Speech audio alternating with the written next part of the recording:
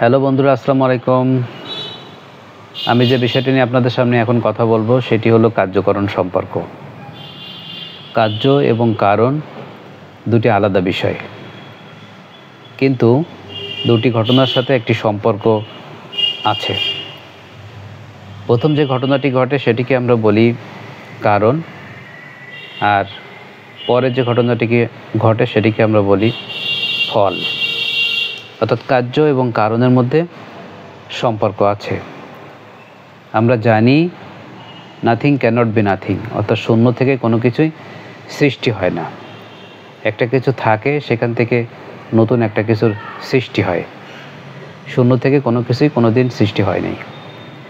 কার্য এবং কারণ সম্পর্কে পাশ্চাত্য দার্শনিকরা মনে করেন, বিশেষ করে জন স্টুয়ার্ট মিল এবং তার পুত্র জেমস মিল, তারা মনে করেন কার্য এবং কারণের মধ্যে একটা অনিবার্য সম্পর্ক আছে। অর্থাৎ একটি ঘটনা ঘটলে অন্যটি অবশ্যই ঘটবে। এই অবশ্যই ঘটার মধ্যে একটা আবশ্যিকতা আছে, অর্থাৎ একটির সাথে আরেকটির আবশ্যিক সম্পর্ক। একটি ঘটনা আগে ঘটে আর একটি ঘটনা তার পরেই ঘটে। কার্য এবং কারণের এই অনিবার্য সম্পর্ক আছে বলে পাশ্চাত্য দার্শনিকরা বিশ্বাস করেন বা স্বীকার করেন। যেমন বৃষ্টি হলে মাটি ভেজা, বৃষ্টি হওয়াটা হলো কারণ, আর মাটি ভেজাটা হলো কার্য বা ফল। বৃষ্টি না হলে মাটি ভিজবে না, যদি বৃষ্টি হয় তবে মাটি ভিজবে।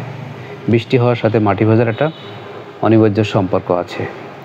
আবার যদি আমরা চুলায় পাতিল রেখে এবং তার মধ্যে যদি পানি রেখে আমরা তাপ দিই, তাহলে অবশ্যই পানি গরম হবে। অর্থাৎ তাপ দিলে পানি গরম হয়। এটির মধ্যে একটা আবশ্যিক এবং অনিবার্য সম্পর্ক আছে। এই সম্পর্ককে অস্বীকার করা যায় না। পাশ্চাত্যের দার্শনিকদের সমালোচনা করে ইমাম গাজ্জালি বলছে, হ্যাঁ, কার্য এবং কারণের মধ্যে যে সম্পর্ক আছে সেটা অনিবার্য সম্পর্ক না। এই সম্পর্কটি হলো ঐচ্ছিক সম্পর্ক। অর্থাৎ আল্লাহ তাআলার ইচ্ছায় কার্য এবং কারণের মধ্যে সম্পর্ক তৈরি হয়। আল্লাহ যখন ইচ্ছা তখন কার্য থেকে কারণ উৎপন্ন করেন এবং কারণ থেকে কার্য উৎপন্ন করেন। অর্থাৎ কার্য এবং কারণের মধ্যে নিজস্ব কোনো শক্তি নেই। যে শক্তিটি হলো সেটি হলো ঐশ্বরিক শক্তি। আল্লাহর ইচ্ছায় কার্য এবং কারণ ঘটে। পৃথিবীতে যাবতীয় বিষয় যা আমরা লক্ষ্য করি তা এমনিতেই ঘটে না, অর্থাৎ তা আল্লাহ তাআলার ইচ্ছাই ঘটে। তাই কার্য এবং কারণের মধ্যে পাশ্চাত্য দার্শনিকরা যে অনিবার্য সম্পর্কের কথা বলেন, ইমাম গাজ্জালি সে অনিবার্য সম্পর্কের কথা স্বীকার করেননি।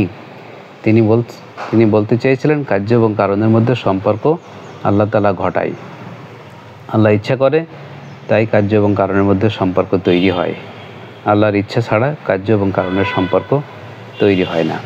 পাশ্চাত্য দার্শনিকদের সাথে ইমাম গাজ্জালির এই দর্শনের মিল এখানেই এবং গরমিলও এখানেই রয়ে গেছে, এবং কার্য এবং কারণের মধ্যে সম্পর্ক আছে। এই সম্পর্কটি মিল আছে এবং এই সম্পর্কটি আল্লাহ তাআলার পক্ষ থেকে ঘটায়, এখানেই গরমিল আছে। পাশ্চাত্য দার্শনিকরা আল্লাহ তাআলার সম্পর্কে ওইভাবে স্বীকার করেন না। তারা বলে এটি অনিবার্যভাবে ঘটে, এমনিতেই ঘটে। কিন্তু গাজ্জালি বলছে এটি অনিবার্যভাবে ঘটে না, এটি সৃষ্টিকর্তার ইচ্ছায় ঘটে, আল্লাহর ইচ্ছায় ঘটে।